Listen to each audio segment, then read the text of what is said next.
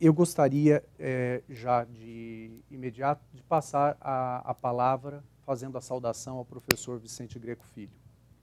O professor Vicente Greco Filho é professor titular da Faculdade de Direito da Universidade de São Paulo, titular.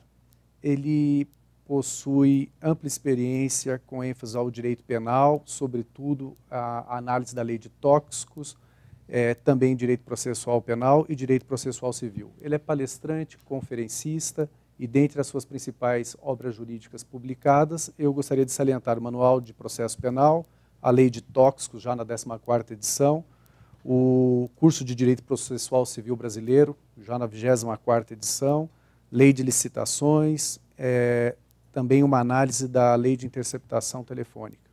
Professor Vicente Greco, seja muito bem-vindo. Doutor Laerte, é um prazer estar aqui neste evento da Ordem dos Advogados do Brasil, cumprimentando também a OAB São Paulo por este evento de divulgação dessa lei nova que tem causado tanta polêmica. Em considerações iniciais, eu gostaria de dizer que se trata de uma reforma tão profunda que ainda nós não aprendemos a trabalhar com ela. A lei tem um lado positivo extraordinário, que é o de estabelecer uma gradação para as diversas situações, coisa que não acontecia anteriormente. Anteriormente, ou era prisão ou não era nada. Então, pelo menos, a lei agora permite ao juiz estabelecer, por meio da fiança, por meio de outras medidas cautelares, alguma vinculação dos acusados ao processo. Mas, como eu disse, a lei, pela sua novidade e pela sua profundidade de alterações, ainda depende muito de um aprendizado, inclusive da magistratura, dos advogados, do Ministério Público, no sentido de aplicá-la de acordo com realmente o interesse público, ou seja, o que a sociedade necessita para um direito penal aplicado de maneira justa, mas, porém, um direito penal que responda aos anseios da sociedade. Então, ainda nós estamos vivendo um período de muita incerteza a respeito da aplicação da lei e um período de dúvidas e de reações, às vezes desmedidas em relação à lei e que são justificáveis somente pela novidade e pela profundidade das alterações. Como toda lei tem defeitos, alguns deles gravíssimos, mas o tempo irá corrigindo, a jurisprudência irá adaptando e irá trazendo aquelas alterações necessárias, algumas das quais até de ordem técnica fundamentais. É muito pouco o tempo para falar de toda a lei, de todos os problemas que ela apresenta, de modo que, com essas considerações iniciais, eu fico à disposição para questões e para cumprimentar os ilustres colegas, o doutor Roberto e o doutor Ricardo, que, mais do que ninguém, poderão suscitar esses problemas, essas questões, em relação às quais nós estamos aqui à disposição para alguma observação a respeito. Muito obrigado. Dando continuidade aos nossos trabalhos, eu passo a palavra ao professor Roberto Delmanto Júnior. O professor Roberto Delmanto Júnior, advogado criminalista renomado, ele é mestre e doutor pela Faculdade de Direito da Universidade de São Paulo, conselheiro eleito da Ordem dos Advogados do Brasil, da secção São Paulo, para o triênio de 2010-2012, e membro do Conselho Curador da Escola Superior da Advocacia, igualmente eleito para os anos de 2010 e 2012. O professor Roberto Delmanto Júnior também é professor do curso de pós-graduação da Faculdade de Getúlio Vargas, LAU, em São Paulo, desde 2006, e da Faculdade de Getúlio Vargas, LAU, igualmente do Rio de Janeiro, desde 2011. Também tem palestrado, sendo na condição de professor convidado, da Escola Paulista de Magistratura. O professor Roberto Delmanto Júnior é um dos fundadores do Instituto Delmanto, que recentemente coordenou o primeiro fórum do Instituto Delmanto, EBEC de Direito Penal, Liberdade, Segurança e Empresa. Palestrante, conferencista, autor de diversas obras jurídicas, dentre elas o Código Penal Comentado e também leis penais especiais. Professor Roberto Delmanto, muito bom dia. Bom dia, meu caro Laerte. Uma grande honra estar aqui neste evento transmitido ao vivo pela Escola Superior da Advocacia, pela internet, a todos os interessados. Dr. Marzagão, uma honra estar aqui presente. Muito obrigado pelo convite. Gostaria de cumprimentar o meu professor, Vicente Greco Filho, que foi meu professor na Faculdade de Direito do Lago São Francisco. Genial, brilhante, e é uma honra estar com o senhor aqui, professor Ricardo Andreucci, ilustre autor, promotor, aguerrido. É uma grande satisfação também encontrar-me com Vossa Senhoria aqui neste evento. E fomentando o debate, fomentando a discussão, eu acho que isso que os internautas esperam, que os telespectadores gostariam de ouvir, eu gostaria de trazer algumas considerações, não só sobre esta lei nova, a nova lei das medidas cautelares pessoais, mas também sobre todo esse movimento de reforma do Código de Processo Penal. E sempre me perguntam, mas, professor, o Código, como anda isto? E eu tenho uma preocupação, porque nós temos que sempre visualizar, na minha ótica, o juiz como um garante da liberdade, e não como um agente de segurança pública, um agente de segurança. E o processo penal, enxergar o acusado como um sujeito de direitos, e não como um mecanismo, como um instrumento de segurança pública. Então, nessa ótica do juiz como garante de da liberdade, e não como um agente de segurança pública, porque a segurança está aí com a nossa polícia militar, com as nossas toda a atuação da polícia ostensiva, da polícia preventiva, o juiz não pode perder esta natureza. E o que acontece? Perguntam, o Código de Processo Penal está arcaico? Nós precisamos de um novo Código de Processo Penal? E o consenso no meio jurídico é de que sim, o Código de Processo Penal data de 1940, foi criado gestado na ditadura Vargas, é um código ditatorial, está arcaico, desatualizado, completa 70 anos. Mas, no meio jurídico, o processo penal, nas últimas 2 décadas, eu acredito que seja o ramo jurídico que mais tenha sofrido alterações. Então, o Código de Processo Penal não está desatualizado. Ele não está arcaico. Ele pode estar uma coxa de retalhos, mas desatualizado ele não está. Desde a Constituição de 88, que trouxe uma revolução, nós temos hoje o processo penal constitucional, está lá no artigo 5º, estão lá inúmeros dispositivos processuais penais, e nós tivemos, dali para cá, mais de 15 leis alteradoras, seja do próprio Código, de capítulos inteiros, ou então de leis especiais, mas tratando de processo penal.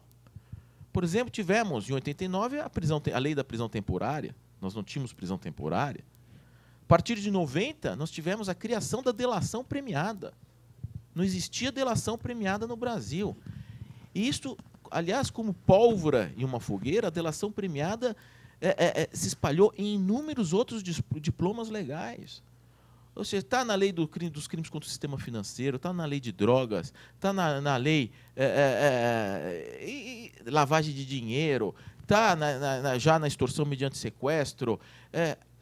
Essa questão da delação premiada, ela se proliferou de uma forma tão grande que, inclusive, hoje eu digo que a maior caixa preta do processo penal, que pouca gente debate, escreve, é a delação premiada. O direito ao contraditório na delação premiada, como que fica isto, o acesso do advogado, do delatado, o acesso do defensor, porque se endeusa o delator. O delator, muitas vezes, não, ele está dizendo a verdade, como se fosse o italiano, o pentiti, os arrependidos, mas o delator aqui não é arrependido. ele busca um benefício, ele busca uma redução da pena. E quem garante que o delator está dizendo a verdade? Não está lá incluindo na delação um desafeto, um inimigo, que tenha, por exemplo, com quem a sua mulher tenha saído, tenha traído com determinada pessoa. A gente não sabe esse universo todo do acusado, de delatores, de detratores. E nós tivemos outras tantas reformas. O júri foi inteiramente reformado. A questão do procedimento, da audiência una, do cross-examination, direct examination, em que agora nós fazemos as perguntas direto, não existe mais a repergunta, em que o advogado ou o promotor fazia uma pergunta e o juiz reperguntava. Agora é direta. Nós temos toda uma reforma à vida, meu Deus, na interceptação telefônica. Nós não tínhamos interceptação telefônica. Foi criada a interceptação telefônica coisa de 15 anos, 96. E tantas outras leis. A parte de persecução penal mesmo. Imagine que precisou ter uma lei para dizer que uma prisão em flagrante precisa ser comunicada à Defensoria Pública. Nós precisamos ter, houve a necessidade de ter uma lei para isto até.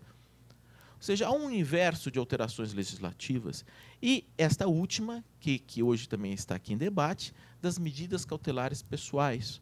Não é? Dessas medidas, porque antes nós tínhamos ou a liberdade, mediante o compromisso de comparecimento aos atos da instrução, e não podendo se ausentar por mais de 8 dias sem prévia autorização, comunicação ao juízo, ou mudança de residência sem prévia autorização do juízo, e a prisão.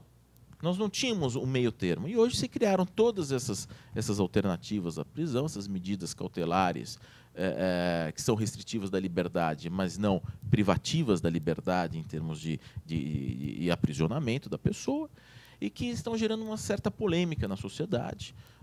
Alguns dizem que é a lei da impunidade, que hoje... Mas eu sou favorável, porque nós não temos onde colocar as pessoas. É uma realidade brasileira. Não se tem mais onde colocar as pessoas. E a única questão assim, que eu sinto nesses debates, que a gente ouve, porque precisamos ouvir muito da população, é uma sensação de impunidade no seguinte sentido. O sujeito praticou um crime, foi preso em flagrante, e hoje o próprio delegado de polícia pode conceder a liberdade mediante a imposição de alguma daquelas medidas de comparecimento a todos os atos, de não se ausentar da comarca, de não frequentar determinados lugares, eu digo que a prisão da mulher tem que dormir em casa toda noite. Mas o próprio delegado pode ir arbitrar a fiança para todos os crimes apenados com até 4 anos de prisão. Antigamente, não.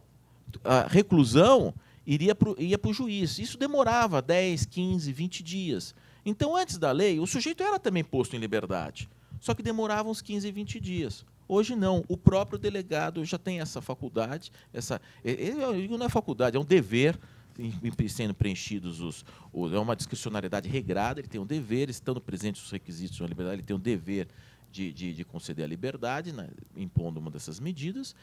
E então gera essa sensação: o sujeito foi preso, foi levado e já está em casa. Mas antes também ia, só que demorava mais. E porque se tivessem presentes os motivos da prisão preventiva, eles estavam mesmo antes da edição da lei, como posteriormente à lei.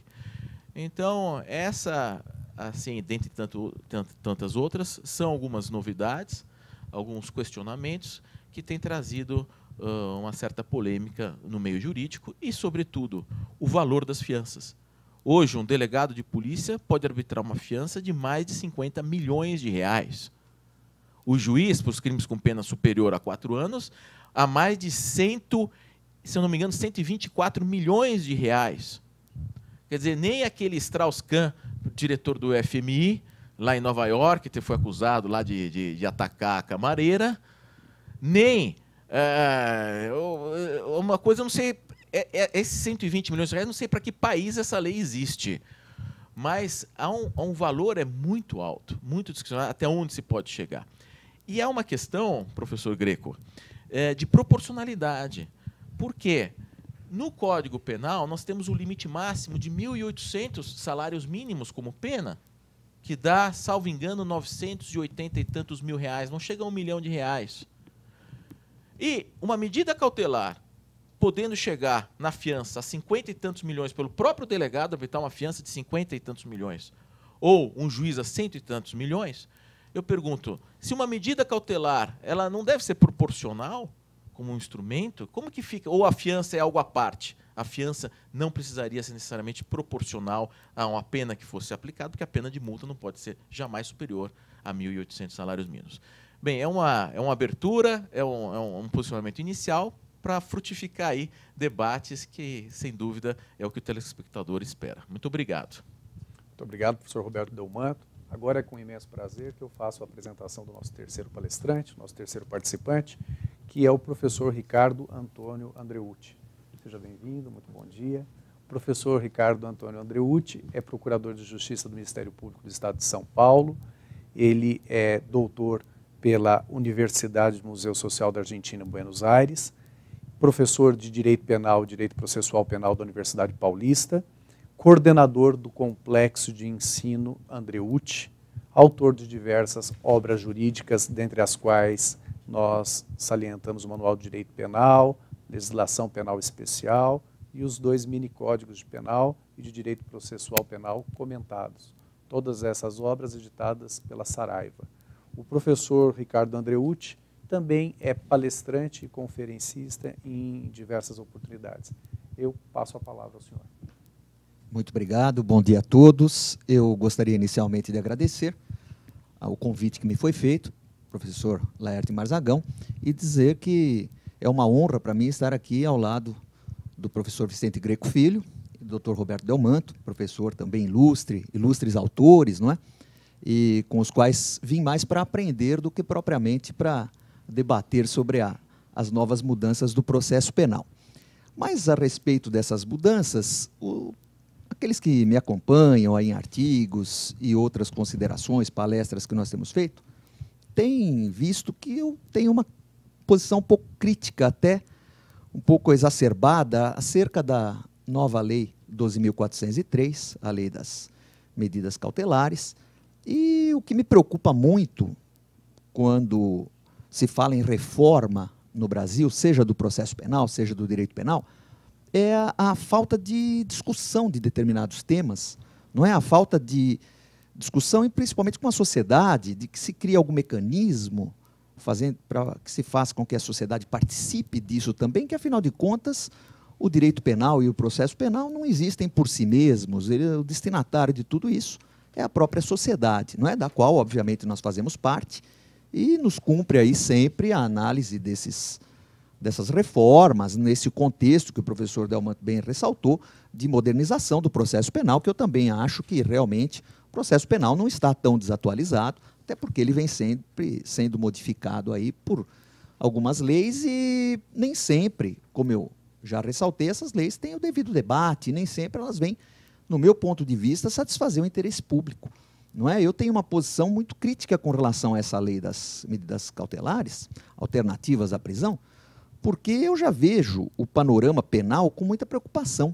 O legislador, desde 1998, com aquela lei das penas alternativas, não é? Que aumentou o número das penas restritivas de direitos, há uma tendência hoje de que o cidadão não vá preso. Não é isso que me preocupa. Há uma tendência antiprisional total. Ou seja, já o condenado dificilmente vai preso. Quando vai preso, dificilmente cumpre a pena.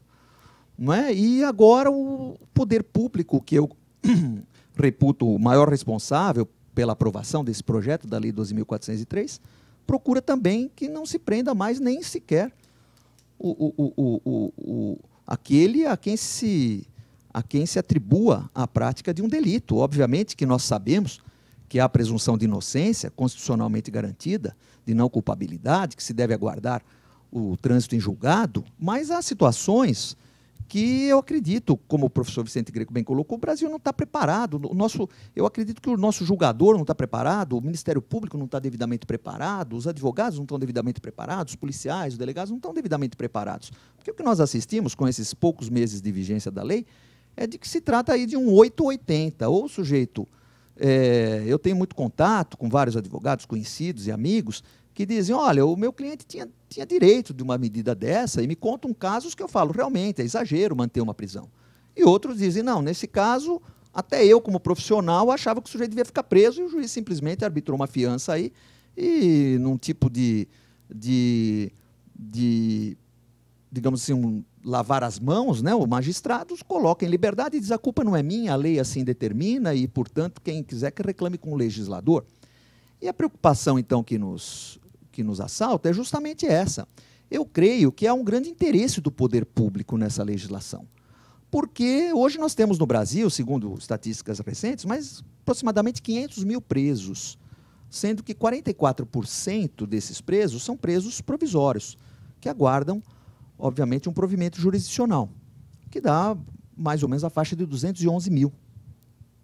E as cadeias atulhadas, e obviamente eu concordo, como o professor Delmato bem colocou, não há lugar para se colocar o preso. Mas eu também creio que a solução não seja, então, que nós o soltemos. Porque, justamente, a sociedade reclama, muitas vezes, uma providência um pouco mais enérgica do poder público. E também me causou uma estranheza a Lei 12.403, porque há em tramitação um projeto de Código de Processo Penal. E essa Lei 12.403, ela fazia parte daqueles 6 projetos iniciais de 2008, dos quais 3 foram aprovados, a Lei do Júri, a lei que tratou mais ou menos das provas, falou um pouquinho das provas e dos ritos, a 11.719, a 11.689 e a 11.680. E essa lei das prisões cautelares, das medidas cautelares alternativas à prisão, ela fazia parte daquele pacote de 6 leis. E não foi aprovado na época, só aprovaram 3.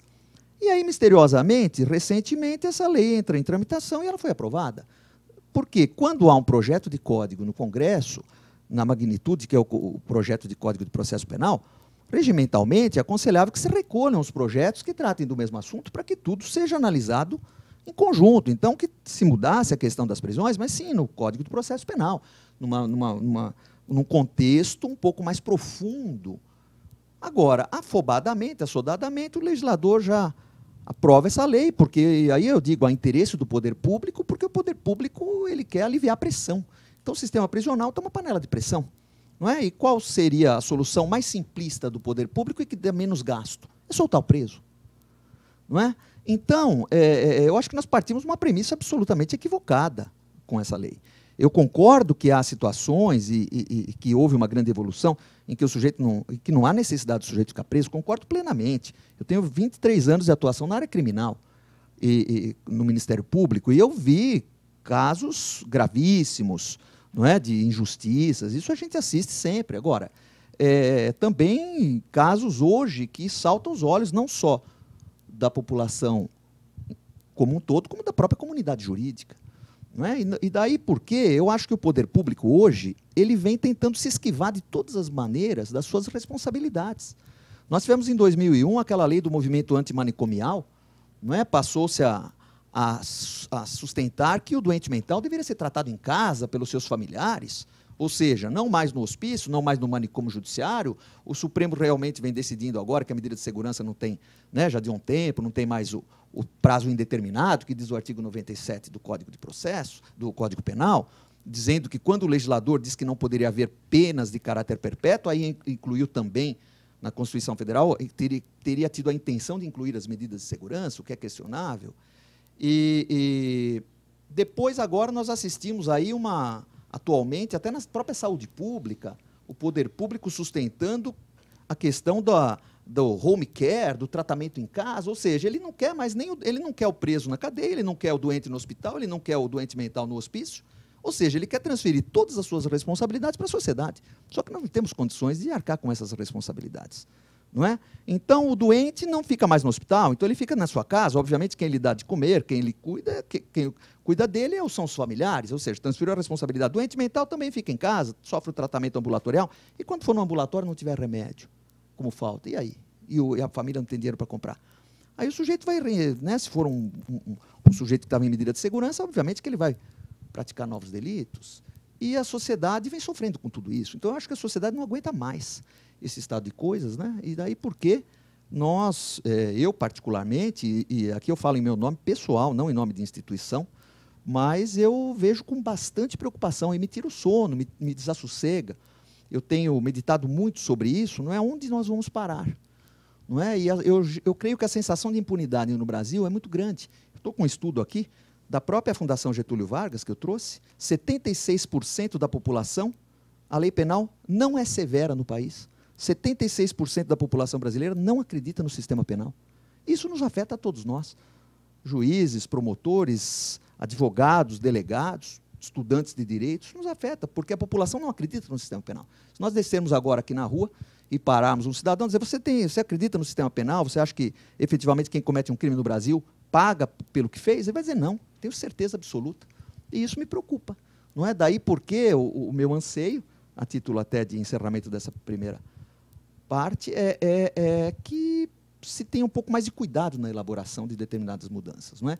Claro, eu acho que eu sou favorável a mudanças, né? Não pleiteio aí um radicalismo de nenhuma maneira, muito pelo contrário.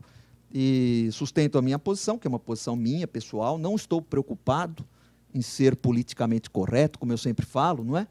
E que eu tenho certeza que é a preocupação de todos que aqui estão, mas sim de tratar de um debate sério, de uma postura, até para que a gente faça um contraponto aí para efeitos de debate. Tá bom? Muito obrigado mais uma vez. Muito obrigado pelas suas considerações, professor Ricardo Andreucci. E, linkado aí nas considerações feitas por Vossa Senhoria, eu gostaria de ouvir a opinião do professor Delmanto acerca do novo projeto do Código de Processo Penal recentemente aprovado no Senado. O senhor acredita que ele é garantista? Nós encontramos aí um equilíbrio entre eficiência e a tutela dos direitos individuais? Muito boa pergunta, Laerte. E, antes de mais nada, gostaria de cumprimentar as palavras do caro Ricardo e dizer o seguinte: o Brasil, antes de entrar na resposta para na minha ótica, prende muito e prende mal.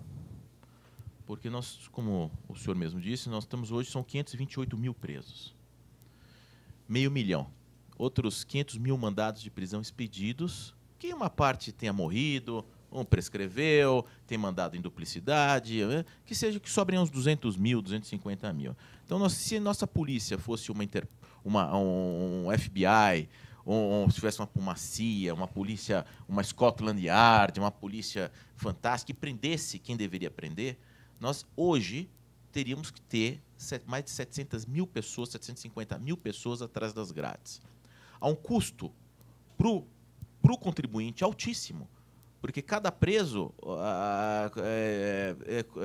tem uma demanda dos cofres públicos de mais de acho que em termos de 1.400, 1.500 reais por preso. Então, a política penitenciária, a política do encarceramento tem um custo muito alto para o contribuinte também.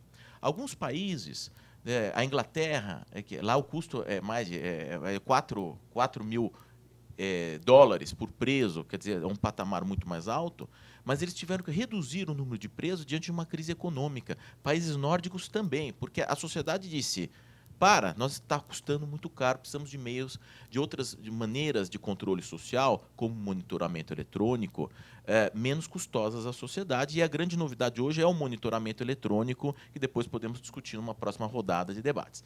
Mas, nesta lei do Código aprovado, eu digo o seguinte: toda essa lei das medidas cautelares, ela está muito igual, muito similar ao capítulo do novo Código, do novo projeto. A única diferença é o limite das penas, da fiança, que não é tão alto. O resto é quase igual. É quase coisa de recorta e cola do computador que a gente cola. É muito parecido. Agora, eu me encontro assim, preocupado, porque o projeto aprovado pelo Senado, em dezembro do ano passado, sempre se passou que nós vamos para um projeto garantista, para um projeto moderno, um projeto que vai se iniciar para um primeiro capítulo pelos direitos e garantias. Mas eu afirmo aqui, em meu nome também, que é o projeto, da maneira como está, e sobretudo por alterações lá impostas pelo senador Demóstenes Torres, é o projeto mais retrógrado da história do Brasil. O novo projeto de Código de Processo Penal é muito mais severo, muito mais restritivo das liberdades públicas, embora ele comece com o capítulo das liberdades públicas, são tantas as exceções do que o Código de Processo Penal da década de 40. E eu vou dizer 4 exemplos disto. Primeiro, no artigo 29, eu trouxe aqui uma para não errar.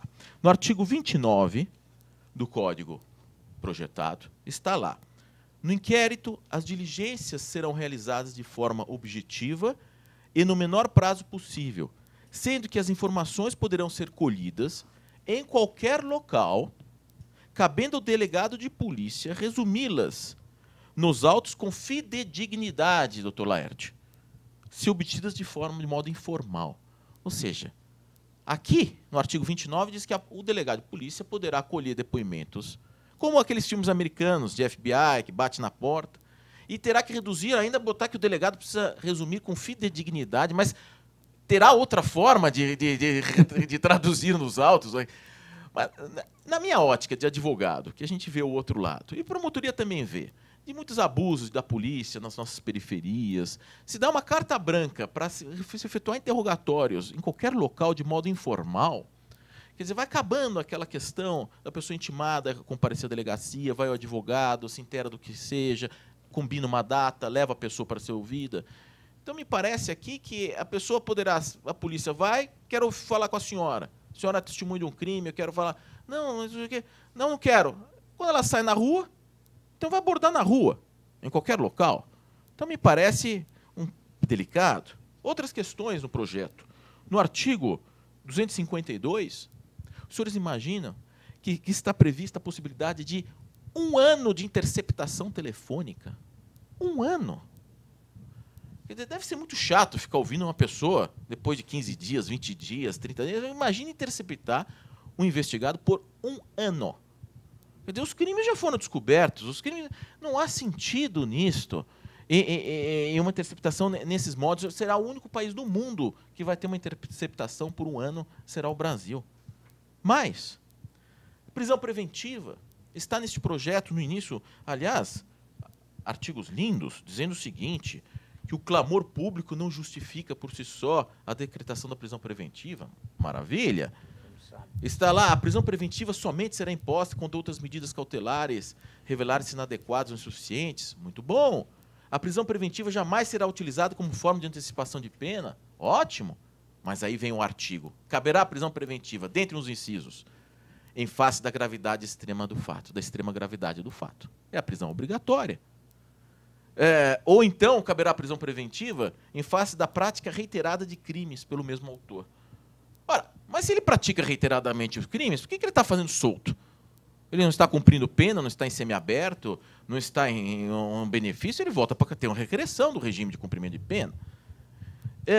E mais 2 exemplos que eu vou dizer. Criaram uma nova prisão preventiva após o excesso de prazo. Lá botaram os prazos, a pessoa vai poder ficar presa, se tiver havido fuga, até 4 anos. Preso preventivo cautelarmente até 4 anos. Isso que vão vir as questões, as desculpas, o excesso, o caso é complexo, a demora foi causada pela defesa, a instrução está encerrada, vão vir várias desculpas. Mas aí, diz o seguinte, o sujeito amargou 4 anos, ou 3 anos, foi solto por excesso de prazo.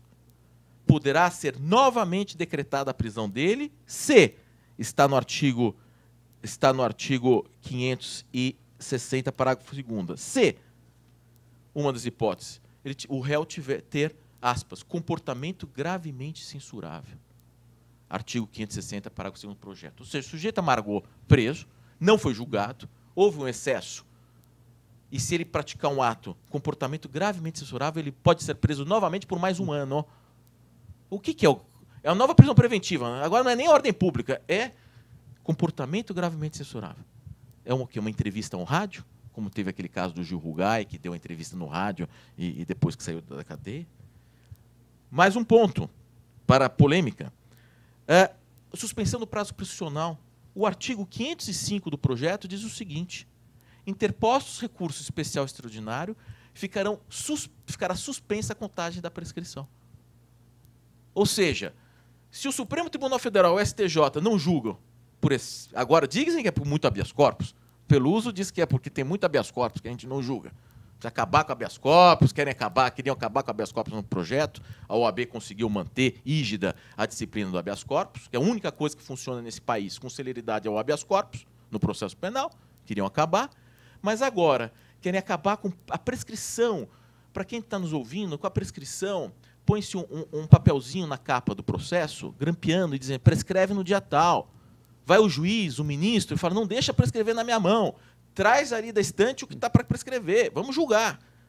Agora, ou seja, a prescrição funciona como um mecanismo de aceleramento dos julgamentos. A Constituição garante a todos um julgamento em prazo célere com todos os meios e recursos a ela inerentes. Ou seja, a prescrição é um mecanismo de julgamento célere. Os prazos prescricionais, que estão no Código Penal, para mim, são a medida do prazo razoável da duração do processo penal máxima. Está lá no Código Penal, o limite do razoável. E agora querem que não tenha nenhuma prescrição em tendo recurso especial extraordinário. São algumas ponderações que eu gostaria de fazer, mas demonstrando que o novo projeto, aprovado pelo Senado, é o mais cerceador das liberdades, se aprovado como está, das liberdades das liberdades públicas. Obrigado. Bem, professor Vicente Greco, eu gostaria, aí lastreado nas considerações feitas pelo professor Roberto Delmanto, saber a opinião do senhor a respeito de 2 tópicos. O primeiro deles seria, em vista das alterações procedidas pela Lei 2.403, o senhor acredita que elas foram os elementos propulsores para uma maior sensação de impunidade por parte da sociedade? Essa seria a primeira. E a segunda, o professor Delmanto também falou sobre a ordem pública. Não é? Qual seria o conceito de ordem pública para a decretação da prisão preventiva? Bom, inicialmente eu quero dizer que eu concordo com ambos os colegas que acabaram de falar. A reforma e as reformas do Código de Processo Penal nos tornaram o Código um código moderno, não tem dúvida nenhuma. Mesmo o velho Código, um réu preso era julgado em 81 dias. Qual é o país do mundo que julga um réu em 81 dias? Qual é o país do mundo? Então, o problema básico é o de elaboração de leis sem a competente estrutura para cumpri-la. E preparação do magistrado, Ministério Público, ou seja, daqueles que atuam na justiça, para a aplicação dos conceitos com proporcionalidade, como aqui foi também referido. Então, o que a lei faz, no fundo, desculpem, o Estado legislador querer lavar as mãos fazendo leis, mas sem pensar na estrutura necessária para que essas leis sejam cumpridas com proporcionalidade, com adequação e respeitando o conceito de ordem pública, que hoje ninguém mais sabe o que é. Né?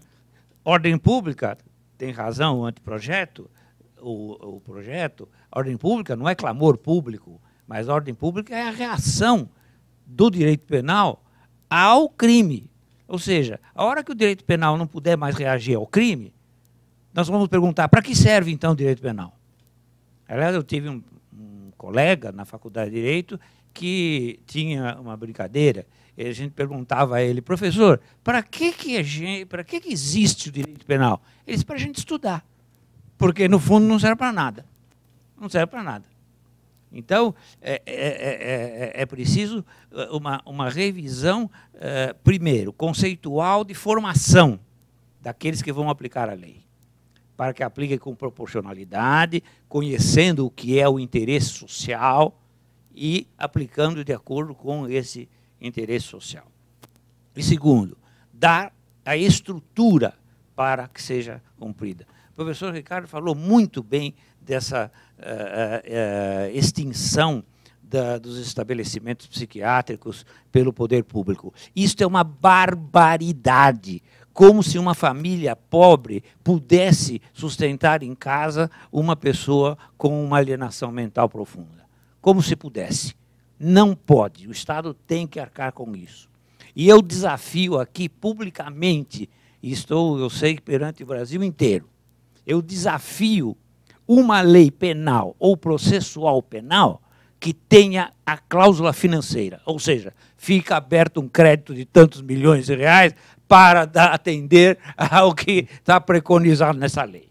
Então, o legislador lava as mãos fazendo leis muitas vezes impensadas, que podem levar a consequências terríveis, a ponto de chegar a mais de 70% de desacordo com o que está aí, mas não é contra a lei, é contra a prática, ou seja, contra a falta de estrutura para atender o que a lei determina.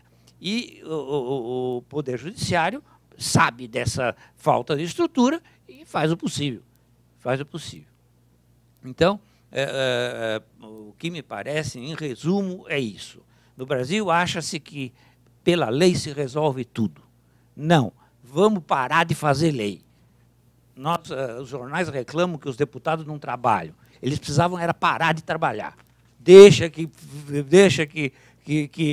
o que eles deviam é pensar no orçamento, de dar orçamento para o Ministério Público, para a magistratura, dar condições para a Defensoria Pública, enfim, e condições para o sistema penitenciário, condições para o sistema psiquiátrico, para que se pudesse, então, aí sim, ir cumprir essa função essencial do direito penal, que é a resposta social à existência do crime. Muito obrigado. Em que pese as considerações do professor Vicente Greco, eu pergunto ao senhor professor Andreucci, existiriam ainda algumas providências legislativas a serem levadas a termo visando a diminuição dos processos ou mesmo a agilização dos mesmos? Pois não, eu, como disse inicialmente, estou aprendendo muito aqui, seja com o professor Delmanto, o professor Vicente Greco, e realmente eu acredito que o grande problema é a celeridade do processo, porque se nós tivéssemos um processo penal célere, não é, onde o sujeito fosse julgado num prazo razoável, nós teríamos praticamente minimizado muitas das discussões. Desculpe, esperar 17 anos para julgar um homicídio não tem cabimento. Não tem cabimento. As pessoas não são mais as mesmas. Não tem sentido. Exatamente. E é justamente essa sensação, professor Vicente Greco, que gera da impunidade. Porque aí o sujeito, hoje, a opinião pública diz, se o sujeito conseguir enrolar, e ele vai enrolando, e porque ele tem condições financeiras de entrar com 1000 recursos, e ele não é condenado. Então, a sensação de impunidade hoje é muito grande nesse aspecto também. Então, eu vejo que o processo célere é a grande solução. E um ponto do projeto que me chama muita atenção é a possibilidade do Ministério Público ter um pouco mais de possibilidade de transacionar com a defesa, não é? Aquela possibilidade nos procedimentos sumários, se não me falha a memória, o professor Delmanto conhece o projeto melhor, de um ministério. Eu acho que a grande solução seria o Ministério Público ter um pouquinho mais de possibilidade de transacionar com a defesa em determinados casos. A gente muitas vezes faz audiência, um tempo atrás nós estávamos fazendo uma audiência, que era um caso de furto simples, foram ouvidas a vítima, 3 testemunhas de acusação, mais 3 testemunhas de defesa, quando o réu foi interrogado, ele confessou. Aí ele veio e falou assim, olha, doutor, fui eu mesmo e eu estou pedindo uma chance aí para vocês, ver o que dá para fazer para mim. E aí me bateu aquela coisa, falei, se ele tivesse falado isso inicialmente, a gente poderia, até obviamente sabendo que a confissão por si só, né, não pode ser já uma condenação pela sistemática atual, mas eu acho que nós temos que mudar o paradigma. Né? Eu acho que é nós precisamos mudar um pouco o paradigma, nós não podemos mais ficar vinculados àquele processo penal antigo. Não é? E essa mudança eu acredito que passaria por um pouco mais de autonomia do Ministério Público e da Defesa, no sentido de nós transacionarmos acerca de uma pena justa, de um regime adequado, de eventual substituição da prisão por uma outra medida, não é? Após, obviamente, a condenação, o trânsito de julgado, isso sem que, obviamente, se deixasse de lado qualquer tipo de garantia constitucional, até porque passaria depois pelo crivo do judiciário, numa homologação, mas eu creio que seria possível que nós, no mínimo, aí uns 40% dos processos criminais hoje que a gente tem no foro criminal, eu acredito que seriam solucionados nessa transação. Eu acho que há boa vontade por parte do Ministério Público, há boa vontade por parte dos advogados, não é? E eu creio que uma das providências seria essa. E tornar, obviamente, o processo mais célere, não é? E que aí eu acho que é uma questão mais para discussões um pouco mais aprofundadas. Né? Se me permite complementar, caro Ricardo, há um aspecto de que, no Brasil, não se calculam custos.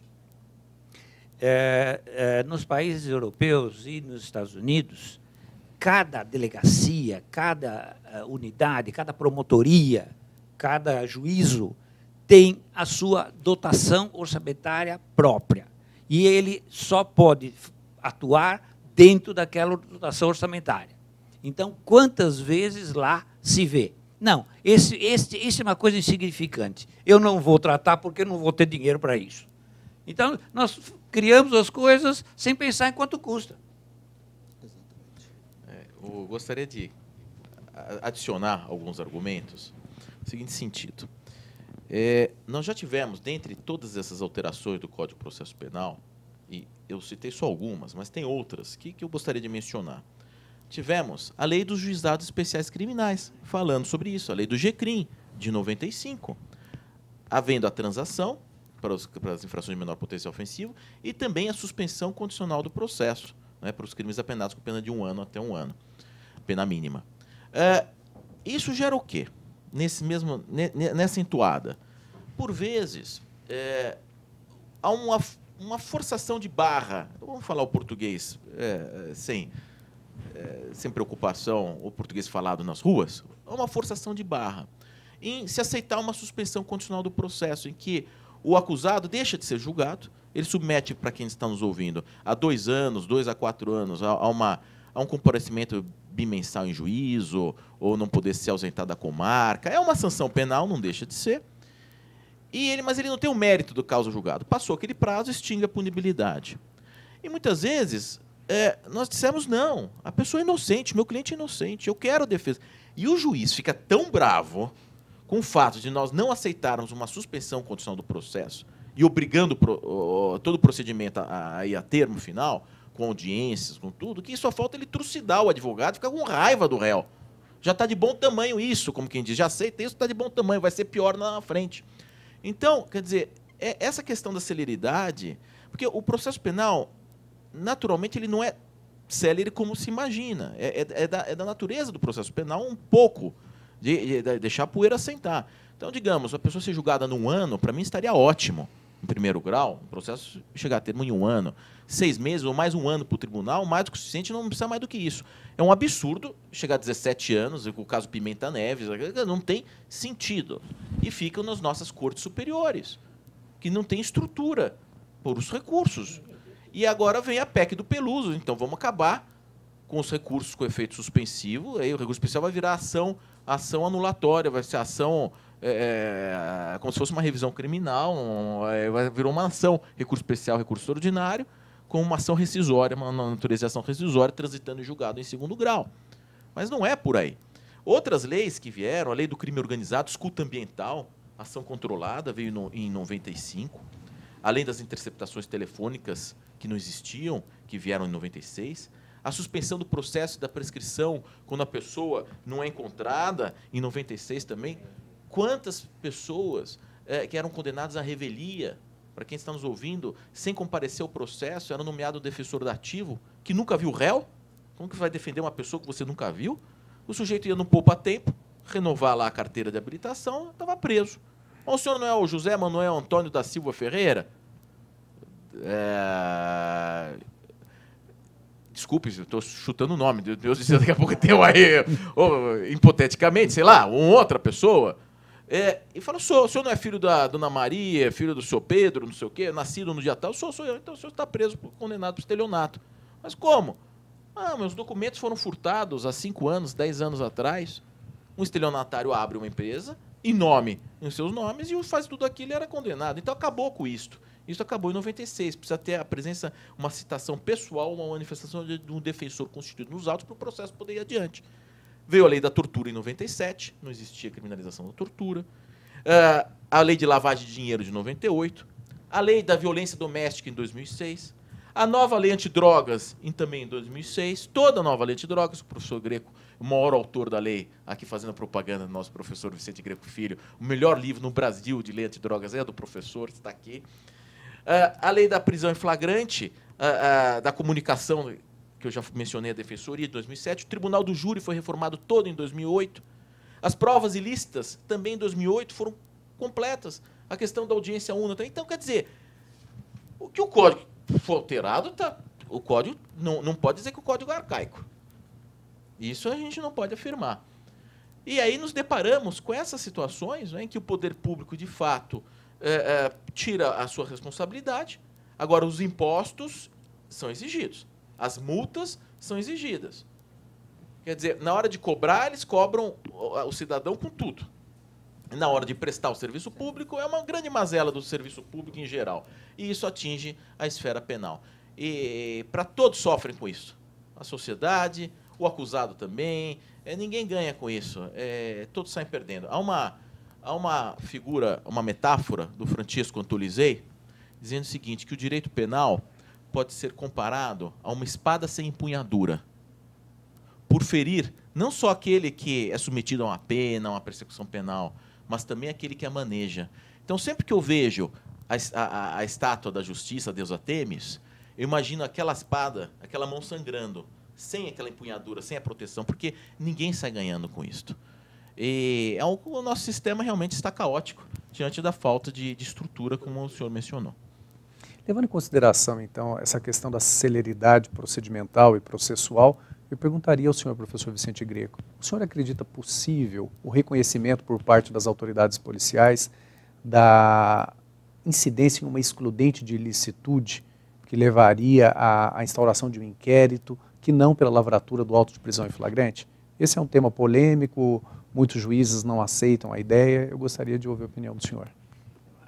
Você está se referindo à autoridade policial civil? Exato, autoridade policial civil. O delegado de polícia. Delegado de polícia. Bom, o delegado de polícia, acho que pode e deve, porque a atividade policial é espontânea. Tendo conhecimento, sendo crime de ação penal pública, incondicionada, ele tem que ter esse poder. Mas esse é um ponto em que também precisaria ser tocado, que é a divisão de atribuições. Esse é o grande problema. Nós estamos vivendo uma crise de papéis sociais. Tem juiz que quer ser promotor, tem juiz que quer ser delegado de polícia, tem promotor que quer ser delegado, tem delegado que quer ser promotor e juiz. Então, nós precisamos fazer uma revisão dos papéis sociais dentro do próprio processo penal. Até advogado querendo ser promotor, eu conheço um, ferrenho. Professor Andreucci, o senhor acredita possível o reconhecimento, então, das autoridades policiais das excludentes de ilicitude? Eu vejo, sempre vi com certa preocupação a possibilidade do sujeito, por exemplo, ter agido em legítima defesa e ter que ser lavrado o auto de prisão em flagrante, não é? E depois só através de um pedido à autoridade judiciária que, eventualmente, isso fosse reconhecido, ele aguardasse o processo em liberdade. Então, eu acho que sim. Eu acho que, num primeiro momento, sim, plenamente possível, obviamente, depois sujeito ao crivo jurisdicional, não é? Dessa do análise. Ministério Público, do quando Ministério for Público, formar sua opinião de lei. Sem dúvida nenhuma. Não tem cabimento. Eu também fui promotor, fui quase 30 anos promotor. Jamais denunciei quem eu achasse que já estava em legítima defesa. Jamais denunciei. Quem eu achasse que estava... Sem dúvida, porque gera aquela... claramente em legítima defesa. E gera aquela praxe da fuga, né? Foge 24 horas e foge do flagrante. Quer dizer, às vezes o sujeito, até inocente, acabou tendo que agir em legítima defesa e ele tem que se furtar ali a providência policial por um tempo para depois se apresentar, justamente pelo receio de ser preso em flagrante, para só depois, e ainda hoje os plantões judiciários, pelo menos aqui em São Paulo, estão bem difundidos, ainda há a possibilidade de se recorrer a um plantão judiciário, mas imagine comarcas aí onde não haja esse plantão judiciário ou onde o juiz passe só de vez em quando, e aí nós temos a questão também estrutural, não é? Há comarcas hoje no Brasil onde o juiz passa a cada 15 dias. Outro dia eu tive que ligar para uma comarca para saber de uma informação, queria falar com o promotor, uma comarca não aqui do estado de São Paulo, obviamente, mas de um estado longínquo, e obtive a informação de que o promotor passava a cada 15 dias.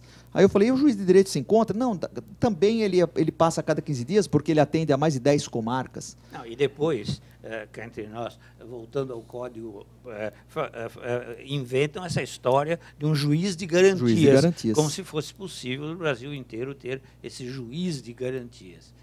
Quem é que seria o juiz de garantias de uma comarca, por exemplo, no Amazonas, em que precisa de 25 dias de barco para chegar lá? Aí eu tenho uma posição um pouquinho diversa do senhor, porque, evidentemente que, na minha ótica, nós temos que nos pautar, não pelo mundo ideal, mas pelo que é praticável na maior parte dos estados. Em São Paulo, seria viável um juiz de garantias. Quer dizer, mesmo em comarcas que tenham só 2 juízes, o juiz da primeira vara funciona como juiz de garantias dos inquéritos que depois, se virar processo, vai para a segunda vara. Ou seja, faz só uma troca de juízes. Quer dizer, até daria para fazer isto. Agora, mas o problema do juiz das garantias, que é o nosso juiz do DIPO em São Paulo, o Departamento de Inquéritos Policiais, é o juiz. O juiz das cautelares. O juiz das cautelares. Na verdade, que juiz não é o juiz das garantias? Essa é a grande crítica à terminologia. Esse é o grande problema. Teria um juiz de duas... Quer dizer, o outro é o juiz autoritário. Não é errado a terminologia. O outro é o juiz autoritário. Agora, mas de qualquer forma, ela deu uma roupagem a um projeto garantista. Tem uns juízes das garantias. Mas, como eu disse aqui, o projeto não tem nada de garantista. Ele é muito mais severo. Aliás, esta lei nova, a 12.406, eu digo o seguinte. Tu não fala lei da impunidade, mas não é. Para o acusado que já respondia o processo em liberdade, ela é mais severa. Para aquele que sempre foi preso em flagrante, e uma medida, o delegado já pode impor uma outra medida, o juiz, ela é melhor. Agora, para quem responde em liberdade o processo, sempre respondeu o processo em liberdade, ela é mais severa. Por quê? Poderá o juiz impor, segundo o artigo ali, que está no artigo... eu sou ruim para números, é uma coisa impressionante, sabe? Então eu preciso sempre olhar. Mas está ali no artigo 282, que a disciplina da aplicação dessas medidas. Elas poderão ser aplicadas, no inciso 1, se houver necessidade para a aplicação da lei penal, como se fosse uma prisão preventiva, para investigação e instrução criminal, nos casos expressamente previstos, para evitar a prática de infrações penais, se for adequada a medida da gravidade do crime e tal, para todos os crimes apenados com pena privativa de liberdade. Então, no parágrafo 1º. Em tese, e aí vai ser uma discussão, essas medidas, elas são necessariamente substitutivas de uma prisão em flagrante ou não? Pela leitura deste artigo, isoladamente, elas poderiam ser até aplicadas, o juiz recebe uma denúncia, vem algum motivo qualquer, como está aqui, ele impõe uma dessas medidas, mesmo a quem não foi preso em flagrante. Se essa leitura vingar, nós teremos aqui a possibilidade, então, de uma imposição de medidas cautelares a pessoas que não foram presas em flagrante, e, se desobedecer essa imposição, a elas poderá ser imposta a prisão preventiva. E eu pergunto, e se essa infração penal tiver uma pena inferior a 4 anos? Poderá ou não? Houve o descumprimento de uma medida. Então, são temas a serem elaborados, ou não. Ou vamos chegar à conclusão, não. Essas medidas são necessariamente substitutivas de uma prisão em flagrante, e mesmo se impostas para crimes apenados com sanção inferior a 4 anos, mesmo quando desobedecido, poderia ser imposta uma prisão preventiva ou não. Se entender que sim, então essa questão da limitação dos 4 anos, que foi muito criticada para a prisão preventiva, cai. A prisão preventiva pode ser decretada somente para crimes com penas superiores a 4 anos, salvo se, em crimes de penas inferiores, houver um descumprimento de uma medida cautelar imposta pelo juiz em substituição à prisão em flagrante. Quer dizer, são questões a serem debatidas, essa lei é uma lei nova, mas da mesma maneira que se etiquetou o Código como garantista, se etiquetou essa lei como lei da impunidade, e ela não é a lei da impunidade. O juiz nunca teve tanto poder. O juiz que quer aprender preventivamente vai continuar aprendendo preventivamente. Só que o juiz hoje tem um menu completo. Hoje ele vai para um restaurante e ele tem tudo aquilo. O juiz criminal nunca teve tanto poder para aprender, para impor todas aquelas outras medidas. Então, para mim, ela não é uma lei da impunidade. Ela passa a sensação de impunidade porque o delegado pode soltar logo em seguida. Esta é a sensação. Mas poder jurisdicional, ele nunca foi tão grande com essa lei. Você vê como é interessante a gente debater, né? Claro. Isso é fantástico. E aí se aplica o princípio da razoabilidade, que está faltando. Está faltando. Perfeito. Faltando. Aliás, a questão da prescrição em perspectiva, da prescrição penal antecipada, cortaram. Quer dizer, ela tinha que ter. Outra lei processual também. É um absurdo. Cortaram. Cortaram. Então, uma súmula do Sul dizendo que não pode ter prescrição em perspectiva. Como? Você já sabe que vai prescrever. Já está. Para que o processo? Para que o processo?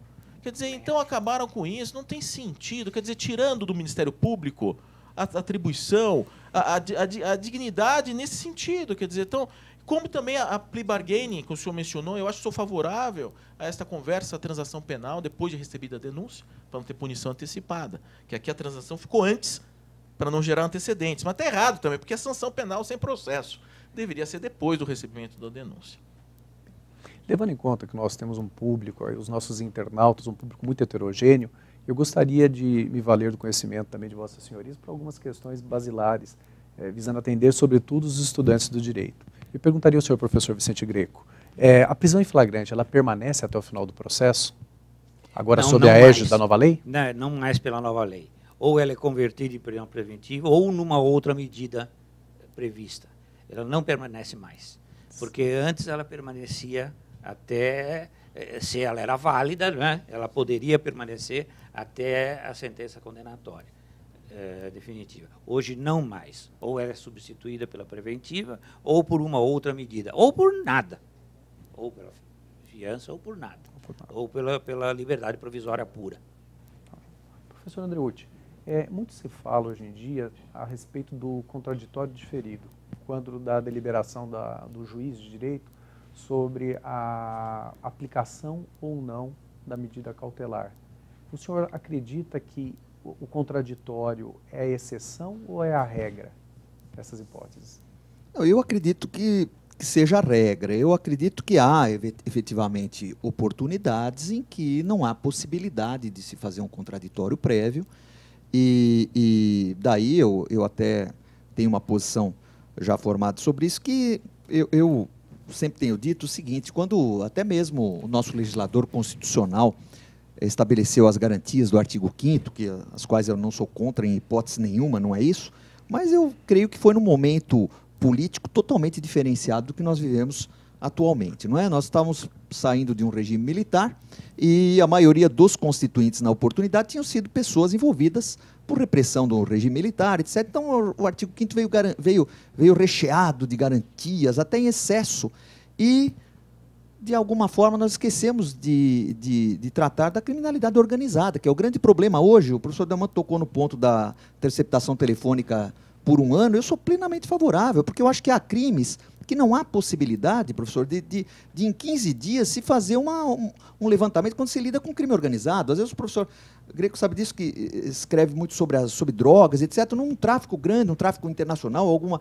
outra questão muito envolvendo o tráfico, não dá para em 15 dias se levantar toda aquela rede. Eu também não sustento que deva ficar eternamente, mas às vezes até mais de 1 ano, professor Delmanto. Veja, a possibilidade de que se descubram ramificações da organização criminosa, e isso vai levando, obviamente, é claro que nós não estamos falando aqui no excesso, né? Não estamos falando aqui em uma falta de controle jurisdicional, não é isso.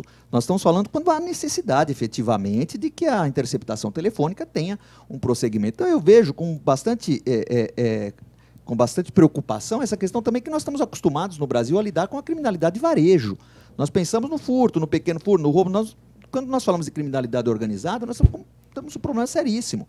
E aí a gente passa até por essa questão do contraditório diferido, e etc., e tantas outras. A própria lei do crime organizado, que fala da infiltração, até hoje não se sabe muito bem como agir, né? Qual seria a excludente que teria o agente infiltrado, né? Aí usa-se aquela alemã da proporcionalidade constitucional, né? E a gente até hoje não se tem efetivamente uma estrutura até para que isso aconteça. Não é? Quem seria esse agente infiltrado? Seria o da ABIN? Seria um policial civil, um militar? E os crimes que ele praticar? Justamente, como seriam tratados? Que tipo de excludente? Eu escrevi sobre outra figura da lei do crime organizado e da lei de drogas, sobre a chamada entrega vigiada ou entrega controlada. Aí eu escrevi, mas depois eu ia escrever também sobre o agente infiltrado. Não tive coragem ainda, porque não sei, sinceramente, eu não sei qual é a situação penal do agente infiltrado. Justamente. Se ele vem a cometer crimes enquanto agente infiltrado. Não pode ser exercício regulado de direito, né? Não dá, é uma antinomia. Eu tenho uma... Não tive coragem de escrever. Eu tenho uma posição que até o professor Vicente pode se ocupar e meditar e até rechaçar. Eu acho que a própria infiltração constitui uma causa excludente da própria tipicidade do crime que ele vier a praticar, desde que obedecida a proporcionalidade constitucional. Aqui por dentro, mas ainda sem escrever. Agora, o Brasil é um país fantástico, né? É um negócio, é só no Brasil. A lei de lavagem de dinheiro, agora o projeto de alteração da lei de lavagem de dinheiro. Querem voltar com a prisão, sujeito condenado em primeiro grau, se não tiver bons antecedentes ou for reincidente, com a prisão para apelar. A que foi revogada justamente pela lei 12.406. Quer dizer, ou não, tinha sido revogada antes, muito antes, numa daquelas mudanças ali. Então, quer dizer, voltar com a lei, com a prisão para apelar. Quer dizer, é um país fantástico. Quer dizer, e outra ainda desse projeto, ele é que tem que provar a origem lícita do dinheiro. E os advogados... o advogado ainda tem que ter o dever de informar a operação suspeita. Nos países... o mais rigoroso país nesse sentido, que eles chamam de compliance, é a Inglaterra. A Inglaterra, os escritórios grandes, têm um departamento só do sujeito para analisar de onde veio o dinheiro, tendo o dever de, havendo suspeita, de denunciar. Quer dizer... o Estado passa a todos, nós somos todos fiscais, é aquela mesma coisa, delega, agora os impostos estão lá. Mas o Brasil é um país fantástico pelo seguinte, o que importa não muda. Vende muito, novo Código de Processo Penal, como se fosse... Já está tudo alterado, quer dizer, poderá melhorar, poderá, mas lei não falta. Agora, o que é o principal não se toca. Eu, pessoalmente, escrevi um artigo no Estado de São Paulo, e gerou uma certa polêmica, porque eu sou contra o foro especial.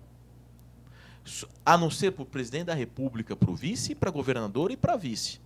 O resto, para mim, praticou um crime, tinha que vir para a primeira instância. E foi um tema, inclusive, com o doutor Arnaldo Malheiros Filho, de debate no IBCCRIM, tivemos uma mesa de debates, ele a favor do foro especial, eu contrário ao foro especial, e dizendo o seguinte, que primeiro que é favorável à defesa porque você tem o direito de recorrer. Quem tem o direito a foro especial, privilegiado, que não é privilégio nenhum, você não pode apelar. Você é condenado em uma instância única. E mais, a questão da impunidade nesse sentido. Por quê?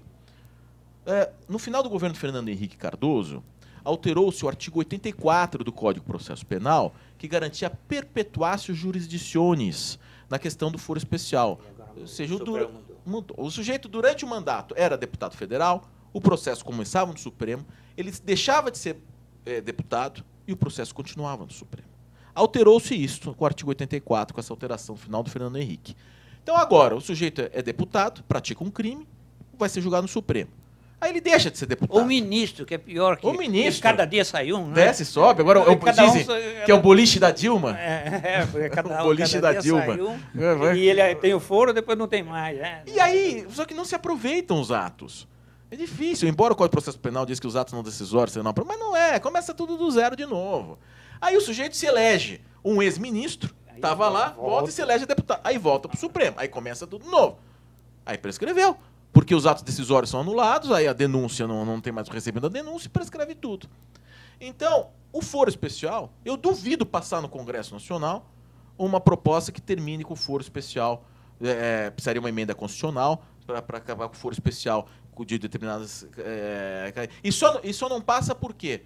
Porque eles estão certos que, apesar de não terem o direito de apelar, é inoperante por causa dessa mudança de... Ou seja, a pessoa escolhe o foro. Se você é deputado, você renuncia, você escolhe o foro. Se você é ministro, você renuncia ao cargo de ministro, você escolhe o foro. Está errado o foro especial. E ninguém debate foro especial. Mais uma questão. Muito bem. Bem, dentro dessa questão que foi conversado no dia de hoje aqui sobre a concessão da fiança, professor Vicente, o senhor acredita que quais seriam os critérios efetivos para fixação de forma a não beneficiar os mais ricos? Essa é uma das objeções que estão sendo feitas, de que o rico paga a fiança e compra a sua liberdade. Então, esse é um problema realmente difícil. O que é que o juiz tem que levar em consideração para manter os dois aspectos, de permitir a liberdade de um lado, mas de outro assegurar a vinculação do réu ao chamado distrito da culpa, usando a expressão do meu tempo, que eu sou mais velho que todos aqui. Então, esse critério seria o princípio da razoabilidade.